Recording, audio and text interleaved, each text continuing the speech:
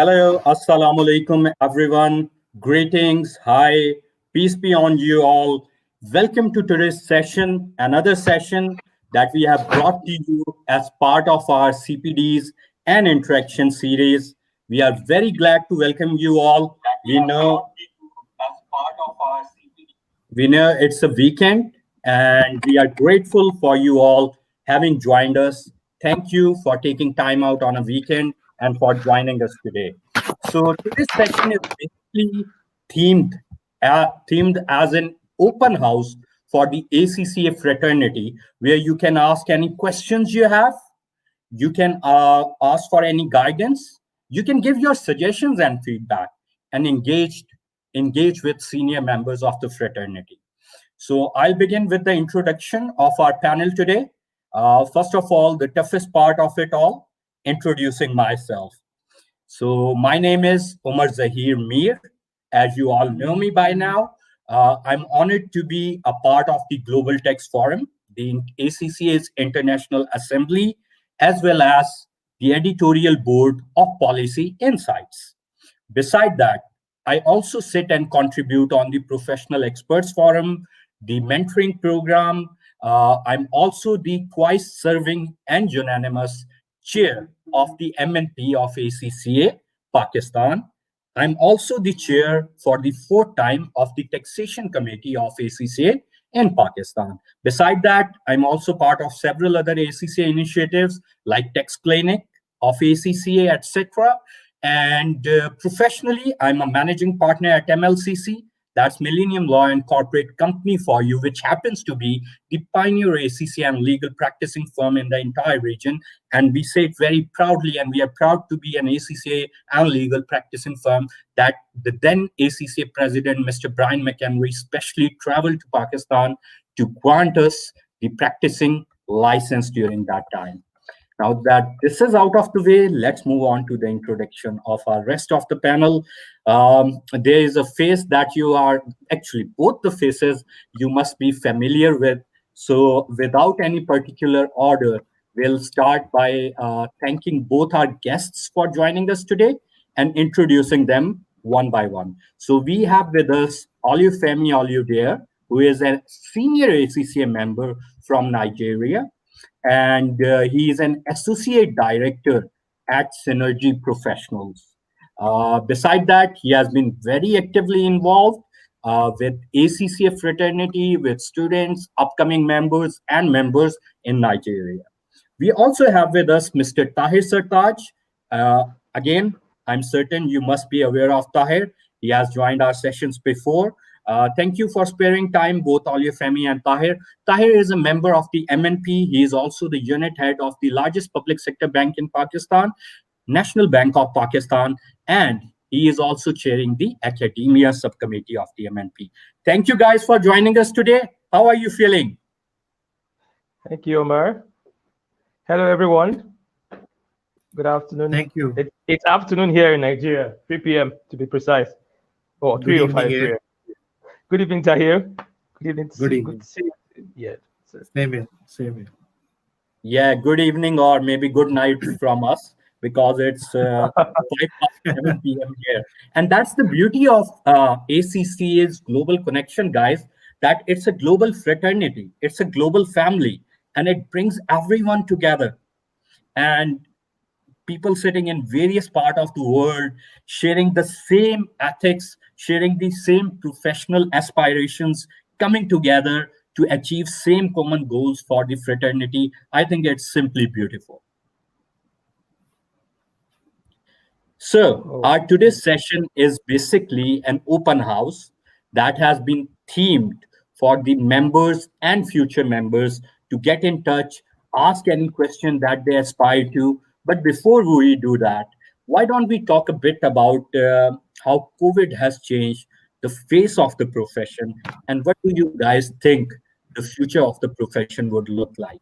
So that's the discussion we have been having, Tahir. But I think today, let's give Olufemi the first chance, and let's hear his thoughts on the subject. Over to you, my friend. Oh, okay. For many years, and you will find this in the ACCA syllabus. We prepared for many years in the ACCA, interestingly, for this time. We've always said in many of the parts of the syllabus that the accountant's role is changing. I remember when I was writing my exams many years ago, it was all about the accountant's role changing. And it was almost like a self-fulfilling prophecy when the COVID came here in 2020. Um, the accountant role has to change. You see that the accountant has to adapt his role to a very technology-based role. I mean, for many of us, we've not gone out for many months, but we've been working. How has that been possible? Many accountants have had to upskill because they've had to work from home. Everybody has to set up their systems in such a way in their houses, in such a way that they have to work from home. You have to deliver your reports from home. You have to deliver everything from home. And so what the COVID has done is to bring to pass the ideas we have been sharing for many years about how the accountant has to go from just the role of a bookkeeper into the strategic role, someone that helps make decisions, gather information to support decision making in your organization. And this information has to be digital. And that's the direction we found ourselves in. Accountants have to upskill. Accountants have been upskilling for many years, increasing their skills, becoming financial technology savvy, and it has happened. It's been predicted for many years, and here we are. It's live. I mean, we're here. The three of us are talking here. Many people have joined on this, and we're talking. I mean, we can sit down on this forum and make so many decisions. So the COVID has come to make things happen.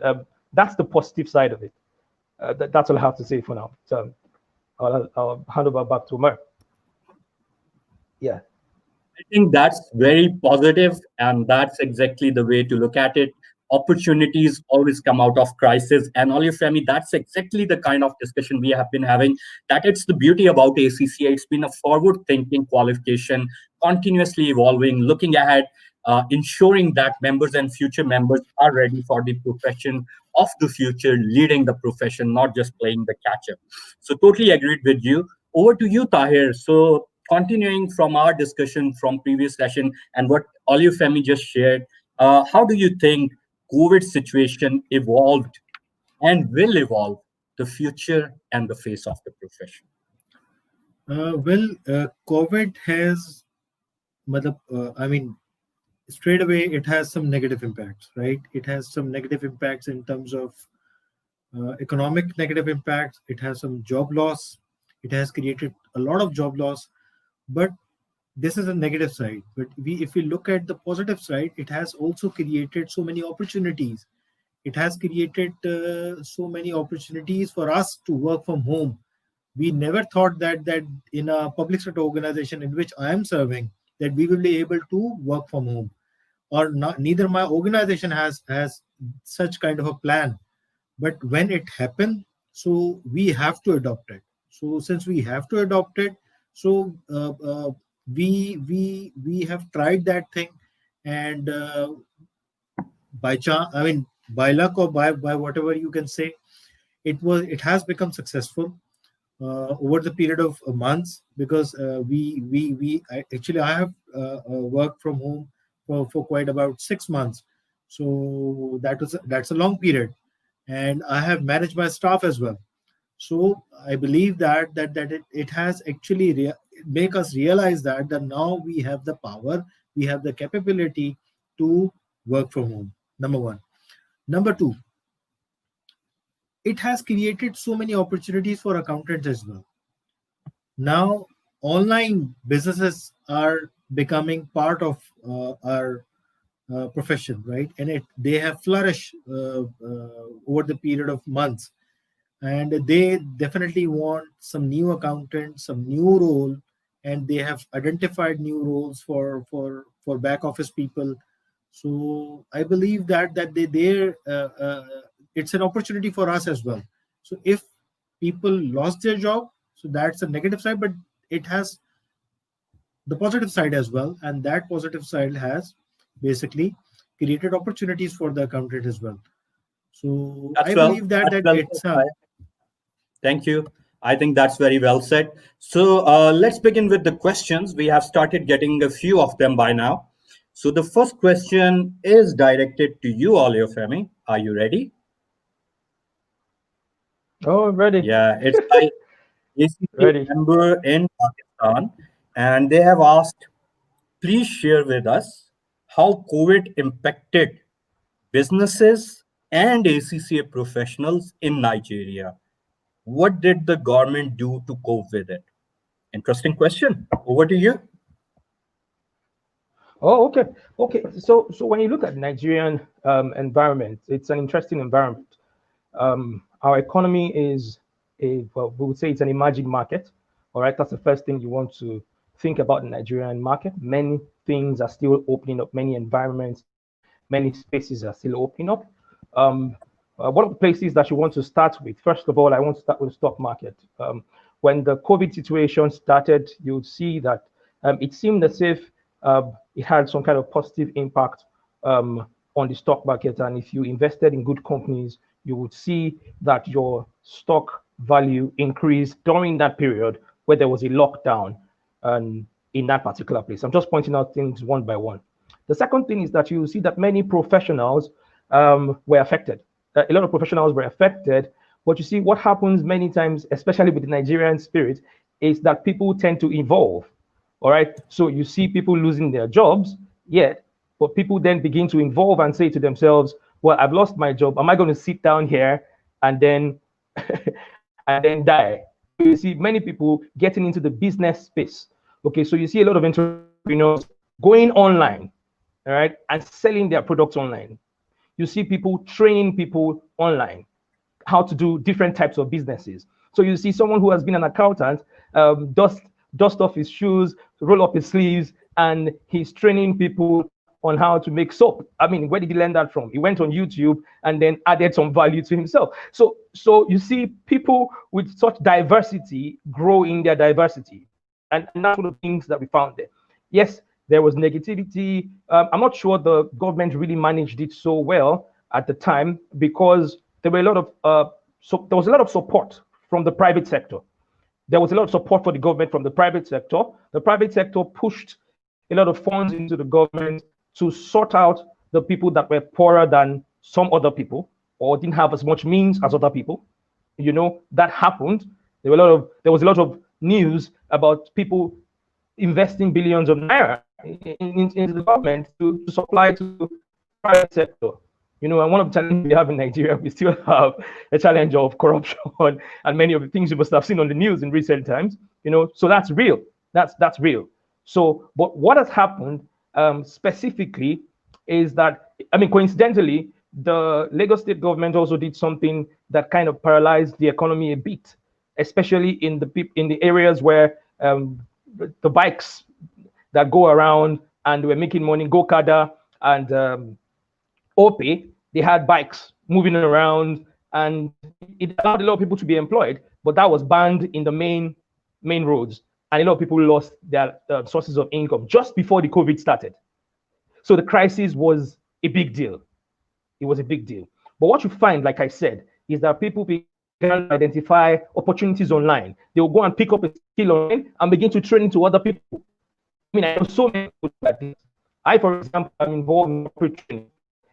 Space during that period, lost a lot of money. That's one of the areas that are very, very, very much affected negatively during that period.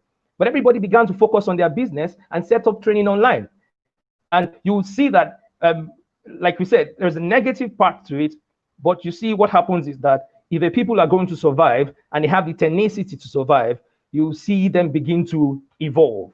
And so you can't depend so much on the government, but what you depend on is your ability as a human person to evolve and overcome challenges. And that's the key thing in Nigeria.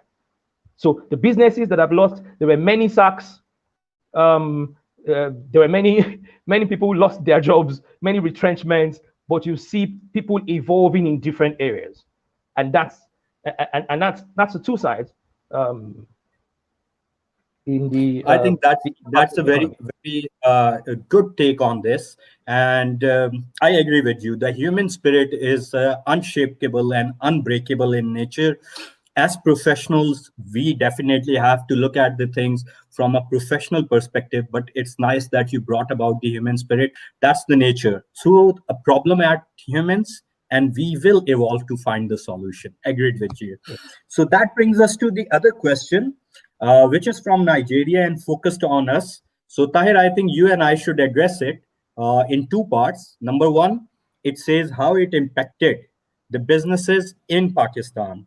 Number two, how did the government undertake any initiative to help? Okay, so why don't you go ahead and simply talk about how it impacted the businesses, and I'll take care of the government initiatives. Over to you, Tahir. Well, yes, it has impacted the businesses. So many people so many businesses are no more. So many people have lost their jobs.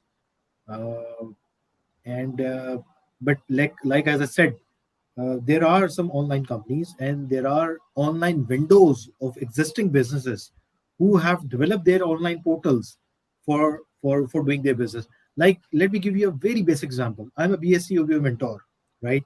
In the last month, 6 months, because of this COVID, I have lectured. I have recorded all my lectures in our teaching faculty. Everyone, all the colleges are now giving recorded lectures. Those who have never done this, they are now doing it. And this situation comes only because of COVID.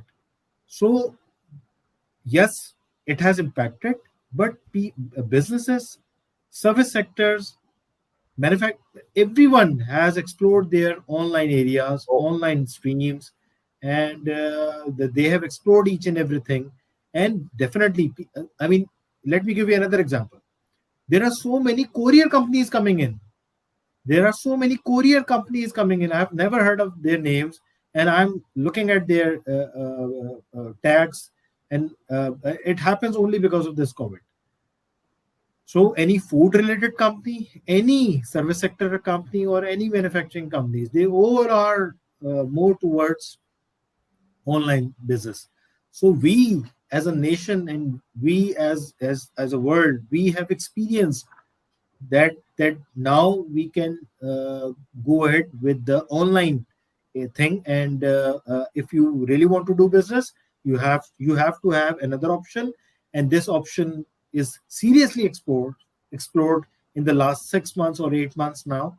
And businesses has now, 100% transferred their each and everything, and experience Thank you, that Tahir. online I'm thing. afraid we have a lot of questions, so we'll try to keep it short so we can get Short, as okay. many questions as we possibly can. So, one thing I want to share, thank you everyone for your good response on such a short notice.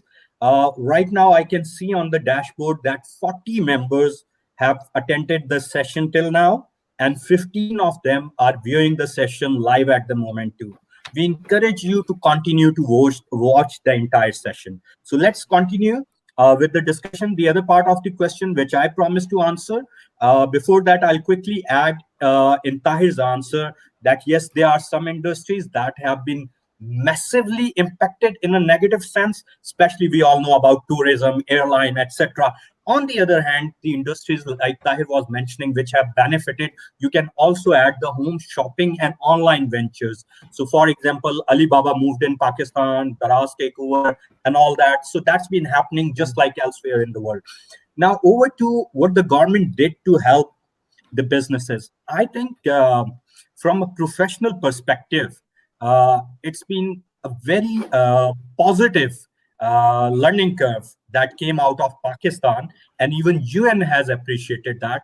So the challenges we had were threefold. Number one, a major segment of the society uh, lived on daily wages. And as smart lockdowns were imposed, their livelihood was in danger. So the first step the government did was it introduced the biggest public welfare project ever in the history of Pakistan, named as Ehsaas. Ehsaas is an Urdu word which roughly translates as caring. So that caring program was launched where all these daily wages were registered. Pakistan has a fantastic system of identification of national database. So we have the national identity card with everyone's data stored in smart cards. So that really helped in this program. And millions of people benefited from that program.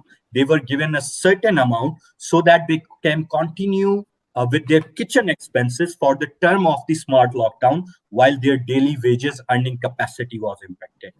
Now that this was out of the line, the second thing was that rent was a major expense for a lot of businesses and homeowners. Not homeowners, basically those who were Yeah. renting, not who are not homeowners. So the government basically enacted the law which said that for the duration of the lockdown and a month after that, nobody could evict anybody and nobody would have to pay the rent. They can pay the outstanding rent in installment or as agreed after the lockdown was over. The third thing that was done was that the state bank cut down the interest rate severely to help with the financing. The government introduced specific packages and incentives for two major sectors that drive the economy: construction and agriculture, which really helped. And beside that, the duties were eradicated on the import of masks, personal protection equipment, all that was needed to fight the COVID. Plus, industries were promoted, and within weeks, development of masks and even some equipment started taking place in Pakistan. So it's been a real smart success story as far as it is concerned. And to put things in perspective, that the largest economy in the region and our neighbor unfortunately suffered a huge number of debt toll, and their economy shrank as much as by negative 25%. And it still is at a level of minus 11%, where Pakistan was successful in saving the debt toll. There were just a few hundreds of them, and that were confirmed. The other number is about 1,000, but that's still much less. But the most important thing was, beside that, the economic impact was controlled, the human life was saved, and the economy, instead of shrinking, continued to grow, although at a meager rate of 0.5%. But when put in the global context, that's been really phenomenal. So that's a quick overview of the steps taken here, which brings us to the next question that's been asked from you, Olufemi, and it's by Oriifo Derek. He is asking, from an operational point of view, do you anticipate a time when accounting firms may resort to a fully virtual operating mode for some aspects of their businesses, considering the possibilities of continued operations that COVID-19 has revealed? What are the pros and cons that this may pose? So, two questions there for you. Number one, is that going to happen? Number two, if yes, benefits and losses. Over to you. Oh, okay, interesting. Oh, so is it going to happen? Uh, uh, Fully, maybe not. What I see with technology is that technology would always provide support. We've seen industries where, so for example, in the banking industry, you cannot totally eliminate some kind of presence and interaction with people totally. It will be reduced. We've moved a lot of things online here. It will be very reduced, but you will still need some human intervention. So the way I like to say it is, operations wise, it's a function of what happens with your clients if you're an accounting firm. So what's happening with the clients? Are the clients ready? How quickly can we move the clients into a space where everything is online? I mean, the accounting firms are ready. They will be ready. They will get better. But the question is, what's happening with the clients? So what are we going to be able to do? How are we going to? So if we can help the client transfer all of their activities online, then yes, it will happen 100%. Now, okay. So if it doesn't happen 100%, Omer, I can't hear you. Sorry You're to muted, interrupt. Omer. Don't you think there is a cultural element to it? Like we know before COVID-19, especially I know in Nigeria and in Pakistan and South Asia, Central Asia, most of the region, when you would go to a client and say, let's have an online meeting, they would rather have a meeting in person. So during the peak of the COVID, they agreed to have the online meeting. But once the medicine is discovered, and this is beyond us, Do you think there will be a cultural shift, or we will revert back to that cultural preference of meeting in So, person? How do you see that? so how do you eliminate the human element in things? So it's easier for us. There's just something that makes the client feel safer because they are seeing you and you visit their offices once in a while. Oh, I'm in training. I'm in the training sector, for example, and I run a firm. I have clients, and then what I experience with my clients is the moment the lockdown began to ease up, they began to require physical meetings, and you're wondering why can't we just do this online?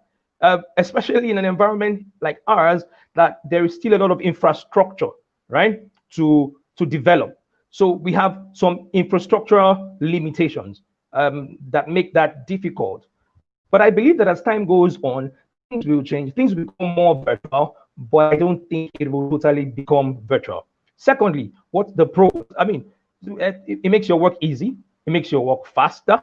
You have everything online, and then you have some support that is technological, which makes sorting and many of those activities easier. But on the flip side, what if you have an internet breakdown? What happens when you have all those time offs and those kinds of things? So you would see that there has to be a balance. I've always thought that there will be a balance. I've always thought that technology will continue to speak. Remember the Potter's value chain. I always thought that technology would be support, but technology is moving from that part of the value chain into a key part of the value chain gradually. But it will still be there'll be a balance. I think Olufemi, that's what we're before we go to the second part of the questions about pros and cons, let's bring Tahir into the conversation too, because Tahir is the unit head looking after the technological side of the largest public sector bank. So I'm sure he is a relevant guy to have something to say about this. Yeah, So yeah, Tahir, please. Olufemi has raised a very good point. The infrastructure. Would we be investing in the infrastructure sufficiently, or would we view this as a temporary phase? You, someone who is looking after the technological side from the public sector, what is your take on this?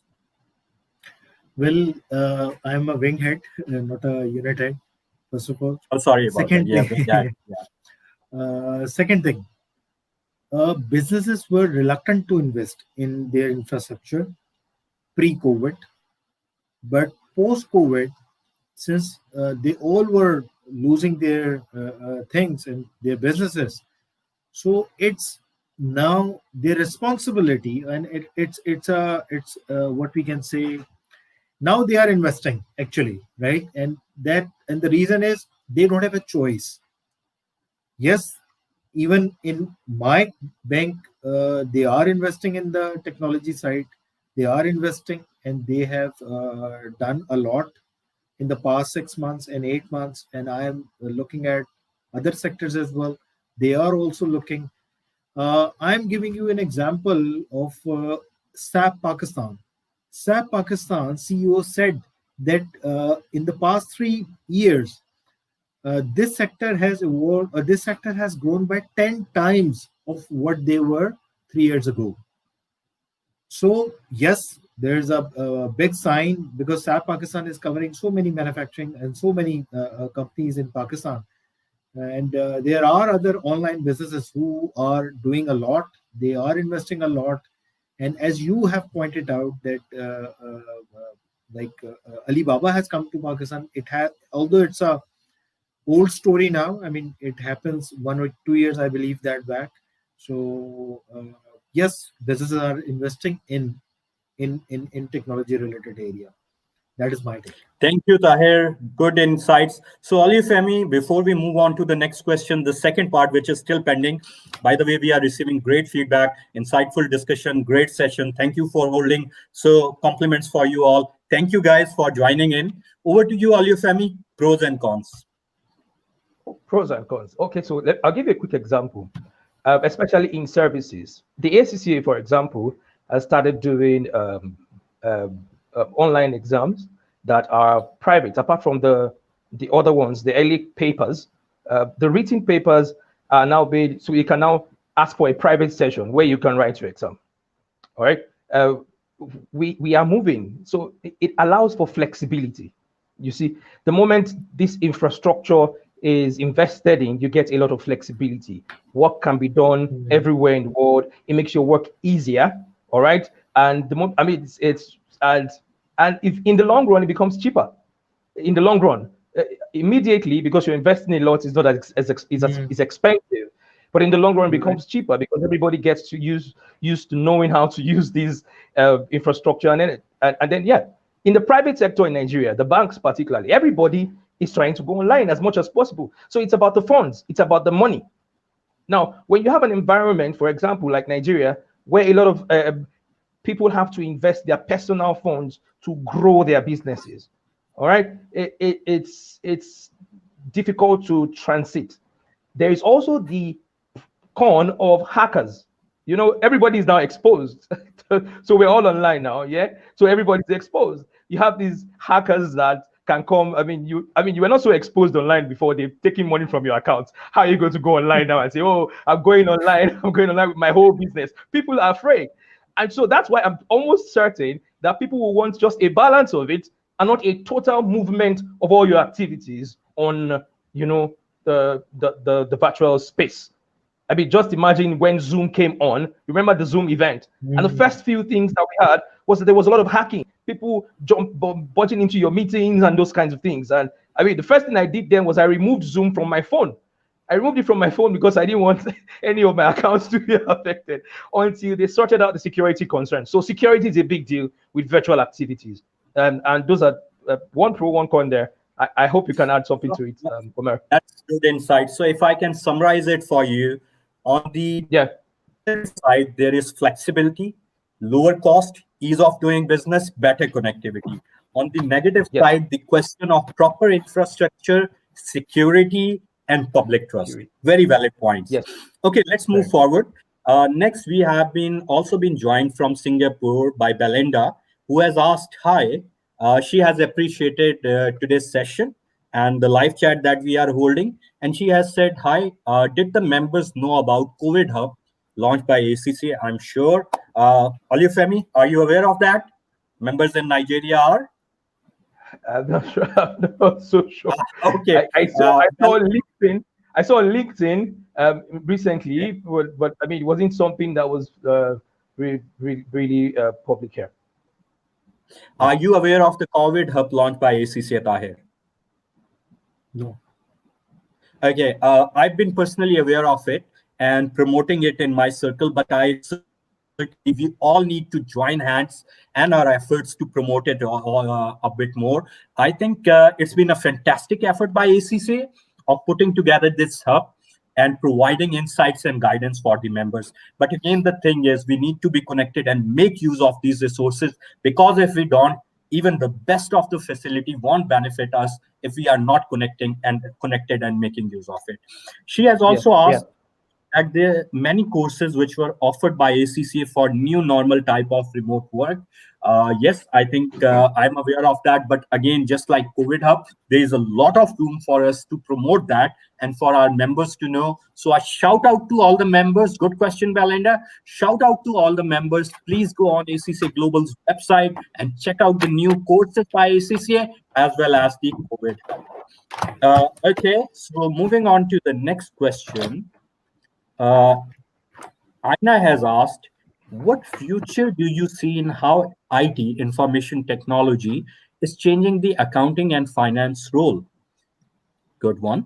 And what skills should one be looking at? Then she has pointed out a few: data analytics, blockchain technology, etc. Okay, good one. Who want to go first? I think it's a very tasty question. I think you should. Okay. I can't say no to a friend, can I? So I'll be going first. No, so all right. Yeah, I think Aina, your question is a brilliant one and very forward thinking, in line with ACCA's ethos.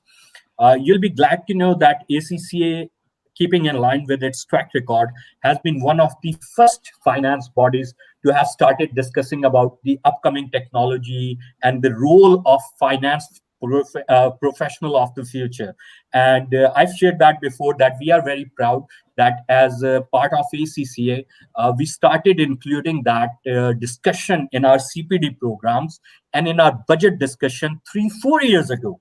In fact, our taxation budget proposal by our taxation subcommittee, they were put on ACCA's website, global website, as a symbol of for all fraternity all over the world to see. And I'm very proud to have been a part of that work and have led that work. And Olufemi and Tahir, you are aware, we included all these upcoming technologies as part of those proposals and how they should be integrated within the taxation regime. So many of the roles that we do at the moment, especially the compliance work or the repetitive work, they would become automatic. There would be automation. It already started happening. So many of the audit processes, audit program, etc., risk assessment, they are being done using the softwares now. Similarly, most of the taxation compliance work would become automated. Softwares would start doing that. So what would the role of future professional would look like? In simple word, deliverance of value. It won't be typical accountant in that sense.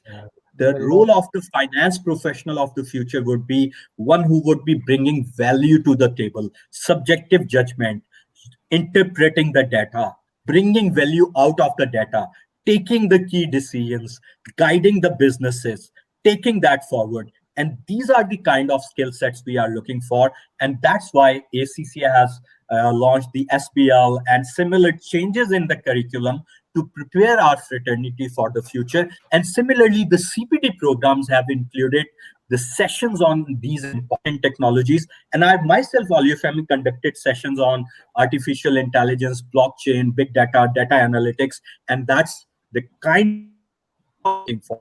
I hope that answers your question. And that's my 2 cents on that. Now over to our two very esteemed and tech-savvy guys. So Olufemi, would you like to add something on the answer? Yeah, In okay. that answer? So I was at an ACCA event a few weeks ago, a couple of weeks ago, and it was about the impact of technology on education, okay, on finance education. And we had a professor from Babcock University, a university in Nigeria, come to speak.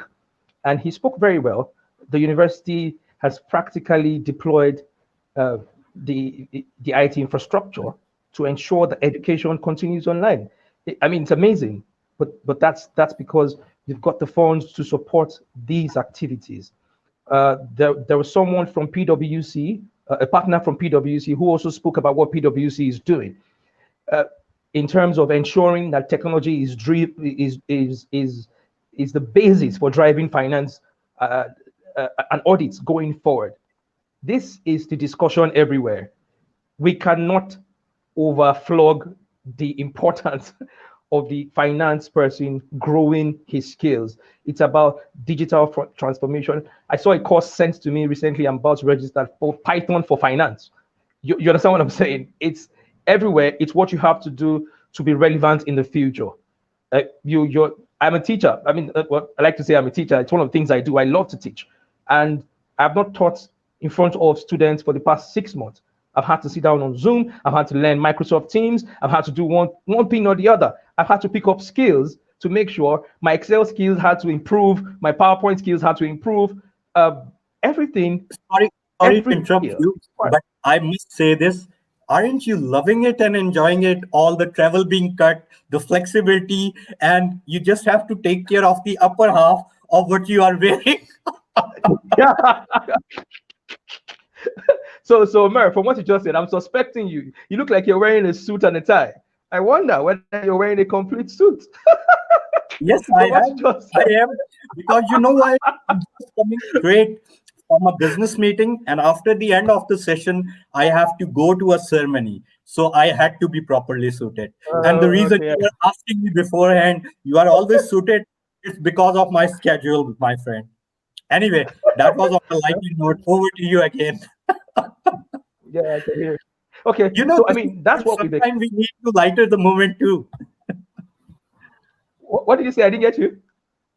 I said, Hello? you know, sometimes we have to lighten the moment and the session too, Oh, so that oh everyone yes. I relax mean, a bit. so everybody thinks most people think accountants are just boring sets of people. I think we can Yeah. have a lot of fun. Oh, I mean, but sometimes, I mean, the truth is technology is the future of the accountant. That everybody has to learn how to work virtually, how different skills, because it also gives you it gives you an edge. You know what I mean? It gives you an edge. You have some extra fine. Okay, so I'll give a quick example. Let's say three of us are all chartered, we are all tax gurus, we are all of that, and then I have that certificate in Python for finance, and that's it. That will probably make a difference if you're pushing for a new role somewhere, because it'll be easy for you to review. And you said something about value add that I want to say something about. There is the moment you understand this financial technology, you understand the skills and you've acquired them. As at a high level, you can review and you can have better quality review than most people that don't. So it's also something that puts your career out there. I mean, just to add that to what is being said. Yeah. So I think that's fine. I think Okay. these are valuable insight. Let's bring Tahir into the discussion. So, Tahir, Yes, sir. do you agree life without Python is nothing, like all your family is saying? Or do you think you can still have the skills, you can still know the technology without actually needing to learn the Python? Well, yes, accountants are always connected with the technology side, right? They have to. There's no doubt about it. Previously, when we were doing audit back in 2004 and 5 in Ferguson's, that is PwC, That, we that had makes a us sound so old. that's a reality, and we have to accept it. Yeah. Okay, so we were having a team of around 6 to 7 people on each listed company, or even 7 to 8. Now there are only 2 people who go to such listed companies and they complete each and everything. Mhm. So technology has changed the role of each and everything. Now accountants are not just bookkeepers. Now accountants are made for data analytics. Now accountants are made for big data analysis. That's why CFO, that's why finance professional roles has elaborated a lot, and they are now more towards the decision making role. Because and now that's why, that is the only reason why CFOs and finance head people are now taking the lead of the companies. And now I'm looking at so many people in my fraternity, those who are acting as CEO of the company, just because they have a very very good grip on their numbers, on their analytics. They are very good in their analytics. They are projecting so many good things. They are I mean they are able to foresee so many things that are coming up in the form of regulations, in the form of business, in the form of so many things. So yes, that it has a connection, a strong connection. And life without for finance person, life without a technology is nothing. Okay, that's a very good answer, Tahir. So, guys, one thing before we go on to the next question, you might all know that ACCA has now launched an app for the professional insights and the AV magazine. All you need to do is now, depending on you have an Android or iOS system, go on the relevant store, download the app, and just at a touch of the button, you have all these insights within your mobile. So we highly encourage you to please download and make use of these resources. ACCA is doing tremendous work to promote these and to bring these insights, these technologies to you. But if you don't make use of it, if you do not use it, there is nothing anybody can do. So please make use of this to upskill yourself and bring yourself up to date. Now that this is out of the way, let's move on to our next question. And we are very thankful to all our attendees who are giving us good feedback and fantastic questions. So I've received another question on my WhatsApp, And that's very interesting one. In fact, it's a bit dodgy. Okay, guys, be very careful when you are answering. Okay, it asks, what is the difference between an MNP and the council? I want to answer this. What are the relevant and why you have two different bodies? Okay, I think one by one we all can answer, but please remember ACCA's code of ethics, and I would request you all to be very mild and polite in your answers. Over to you, Olufemi. Go ahead. Oh, okay. So specifically, what's an MMP in Pakistan? Because we don't have an MNP. Oh, Okay, Umer. MNP is the abbreviation for Members Network Panel. And before giving to you, let me just clarify. Yeah. Some countries call it Member Advisory Committee. Some have some other name. The purpose is the same. The purpose is that there is an advisory body that is focused on one market and that is representing that market in terms of making advices to the ACCA officials and the council. And the council is the global forum which helps devise the strategy to take ACCA forward. And council represents members globally. So I hope that's a quick overview. Now over to you, Olufemi. Well, okay, so in Nigeria we have an ACCA office. All right. And that's about it. So we have an ACCA office that represents ACCA in Nigeria. The members network panel currently is something that we're working on as it is. Okay, but I understand what the Global Council does. So basically, you would notice that as you are members of the MMP in Pakistan, that's not really something that you have here, if you get what I'm saying. So again, markets are developed at different levels, even with the ACCA, and that's still some of the things that we are working on in this market. Now, of course, the council on the other hand is the policy driving committee of the ACCA Global. Okay, and that's where most of the work that you see and most of the activities and recommendations for the ACCA are driven from, and that's my understanding of what we'll do at the council, generally speaking. So policy is made, policy is driven, guidance is given to markets and different offices from the council. I'll quickly say some interesting thing. And the council also represents different parts of the globe, different markets. So it's interesting. Earlier in the year, I had a discussion with a council member, just some council member. I mean, they represent us, don't they? So, so basically, we get to talk to them and tell them what we think. I had a discussion with one of them, and it was a discussion about something that I thought, okay, should be looked at. And interestingly, it's amazing how the council responds. And I was really inspired by that. So markets can also be influenced by the council in order to ensure things are being done in relation to how the ACCA is supposed to be perceived, generally speaking. So yeah. What so you are trying to say, if I may, with your permission, put it on your behalf, is that although council represents the global membership, it does matter that a particular member understands the issue. Or look, it's volunteer positions. So everyone who is coming forward and volunteering their time, I have highest respect for them. What matters then is that they understand the member's issue. So I spoke with a member in Nigeria, Olufemi, and I was really happy. Basically, we both are contesting for council, and there are 49 candidates contesting for 16 seats, and every member can vote up to 16, any number they want, 1, 2, 3, 4, 5, up to 16. So I had this interaction with a Nigerian member, and what I loved about his response was, he asked me, Mr. Umar, you are doing fantastic work. I appreciate it. And I will cast you a vote. But before I tell others, what are the major issues of Nigerian members? And I really loved that question.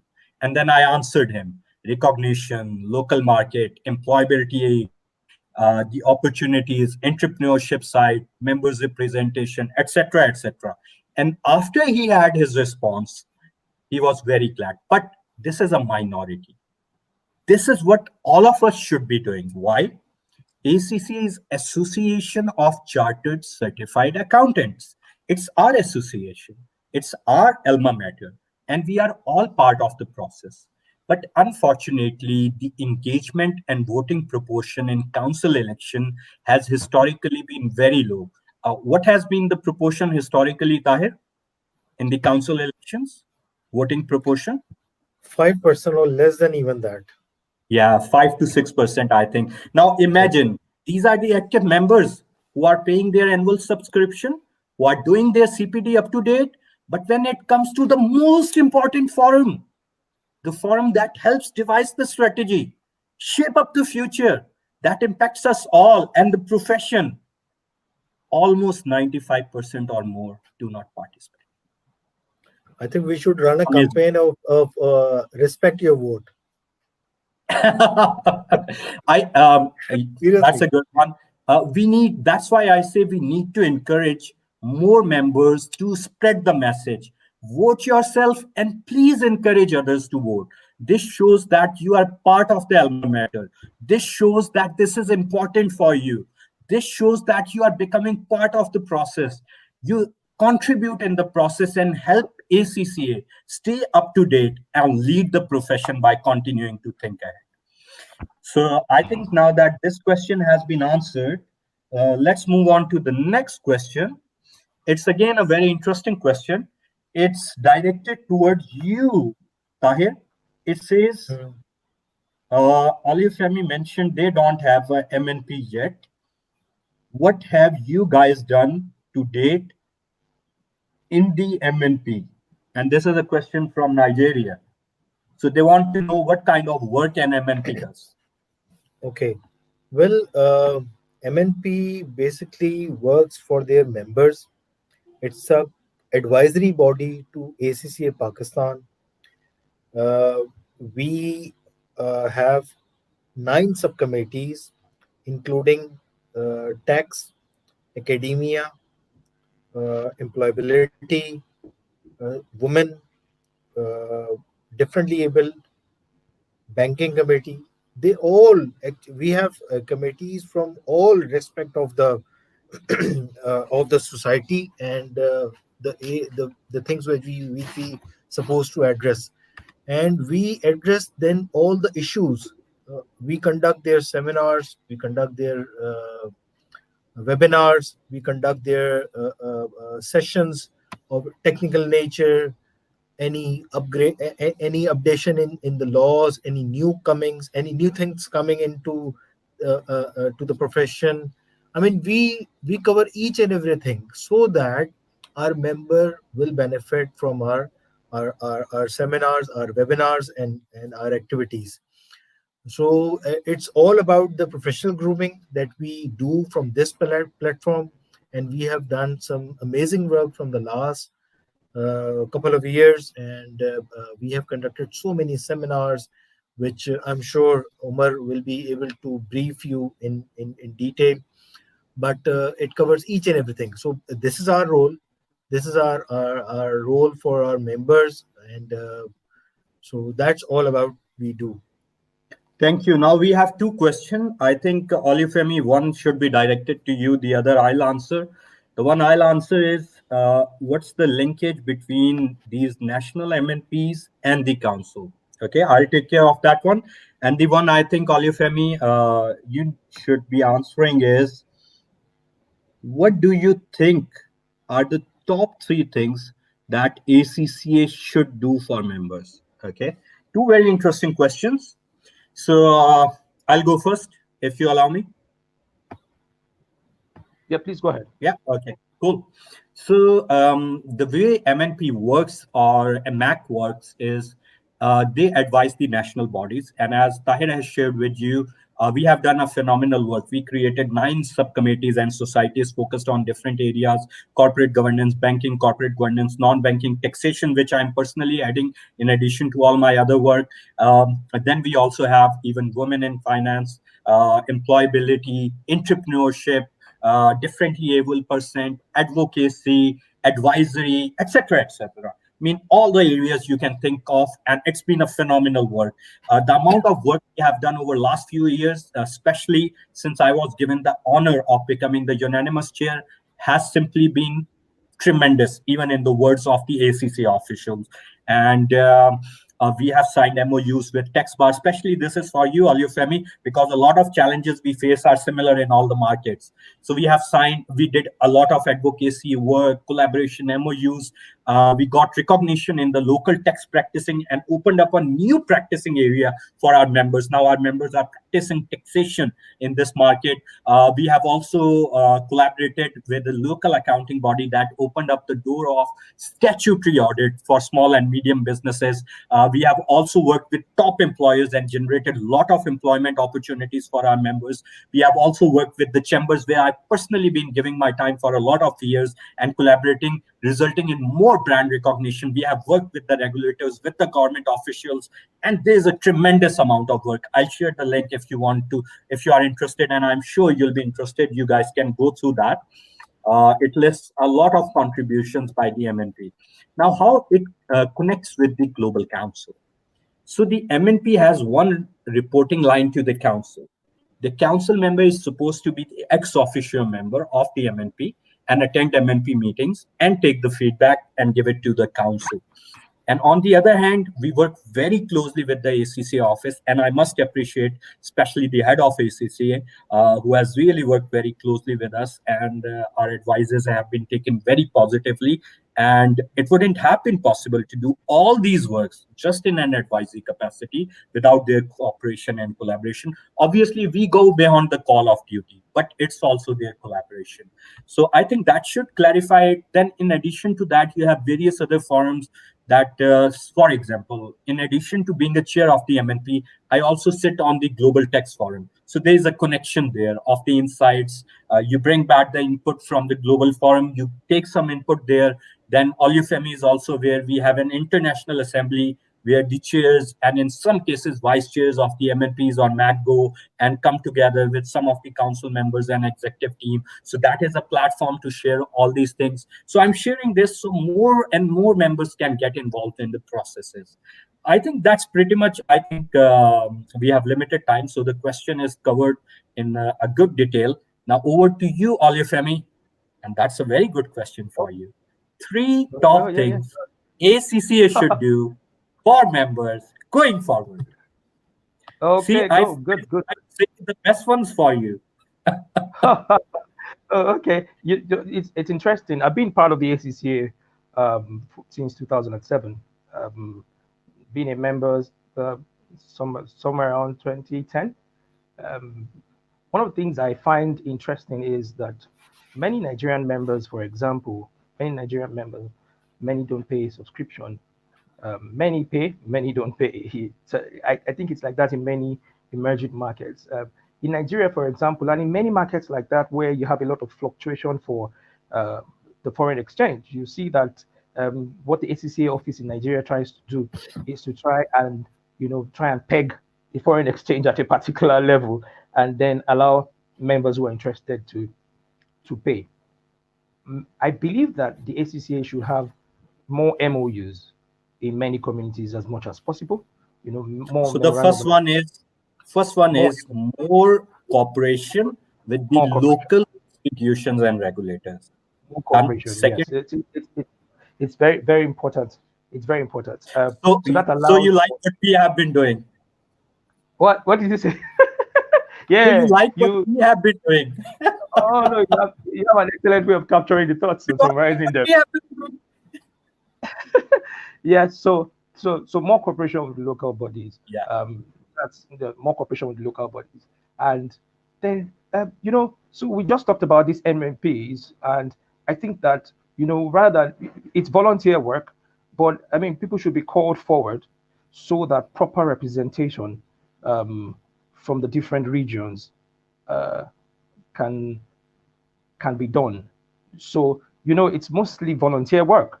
And many people are busy trying to hustle, especially in an environment where, oh, you have to make Yeah, sure but that you keep yes, I mean, for your. sorry to interrupt. You are going off track. You had to give us three initiatives. You have only Yes. given one yet. So two Oh, more. I gave one. In fact, it's like that's the most paramount thing on my mind. Getting members, getting so to get members more involved. I feel somehow that our subscription should count towards some compulsory CPD. You know what I'm Okay. saying? So, for example, some people say they pay, and these are the challenges. These are real challenges. Some people say Mm, that they make payments every year, and then they have to come back and make payments for CPDs as well.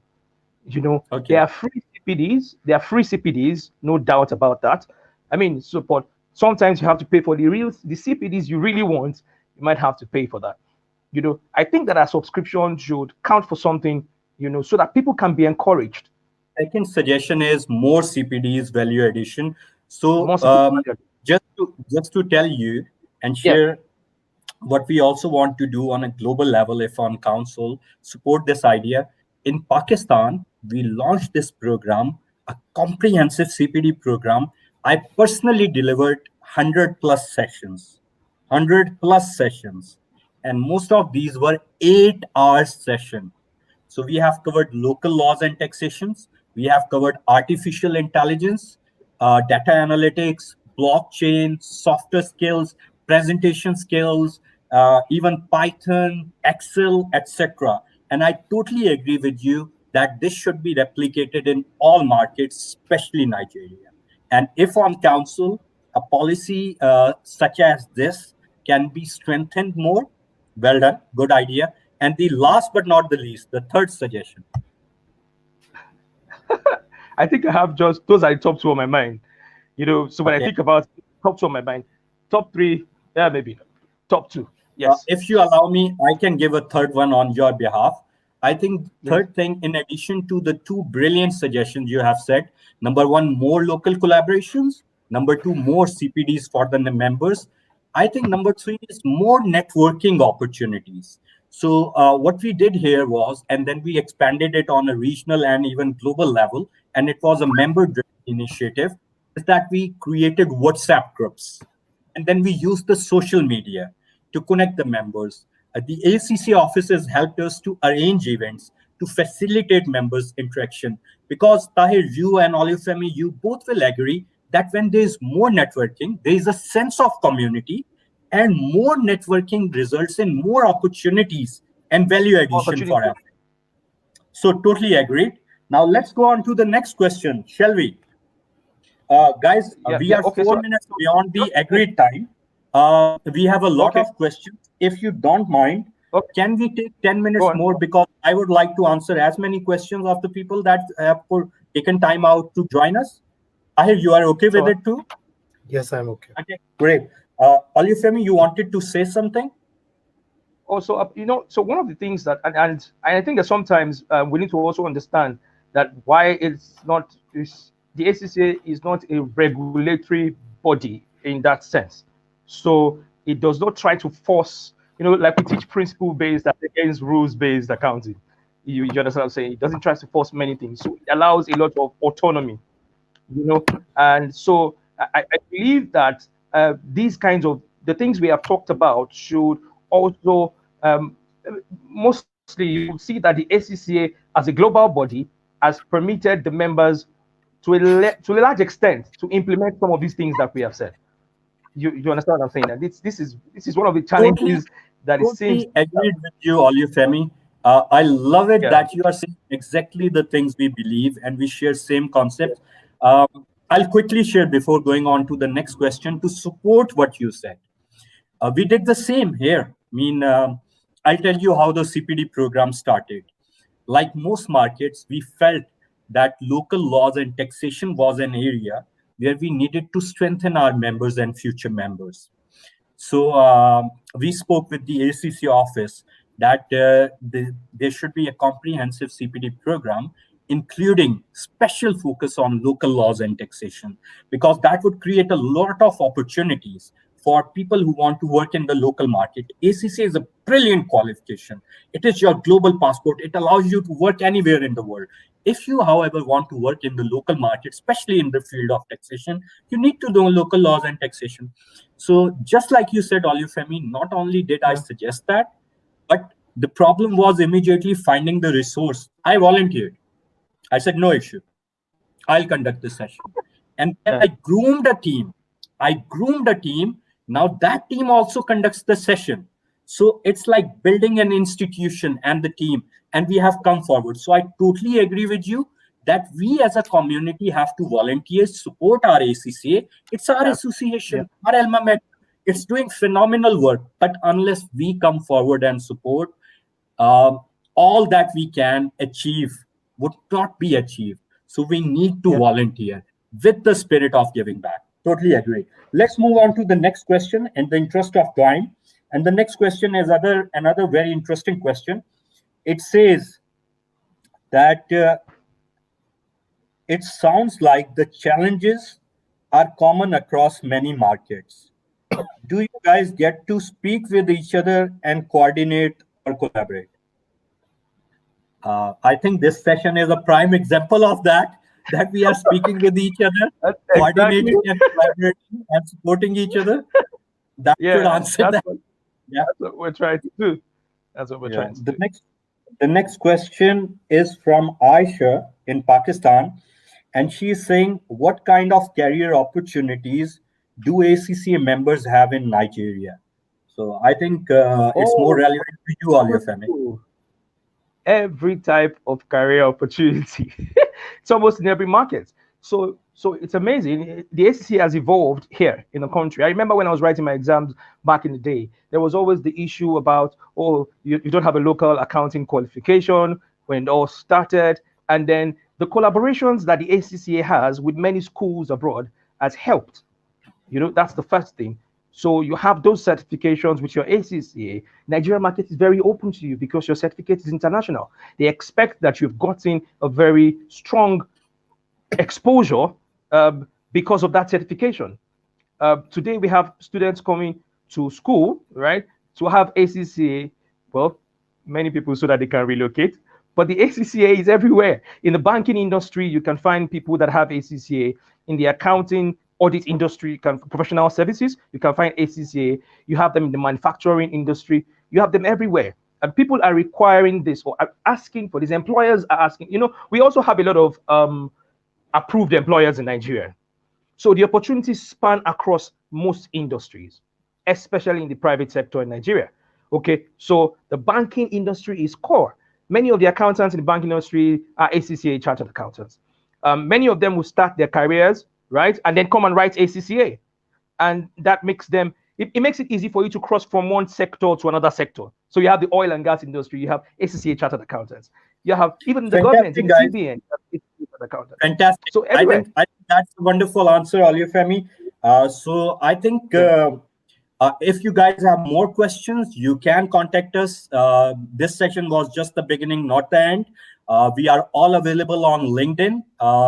My number is a public property for 10 years, 0322-421-9292. And if you are from outside Pakistan, +92 is the country code, +92-322-421-9292.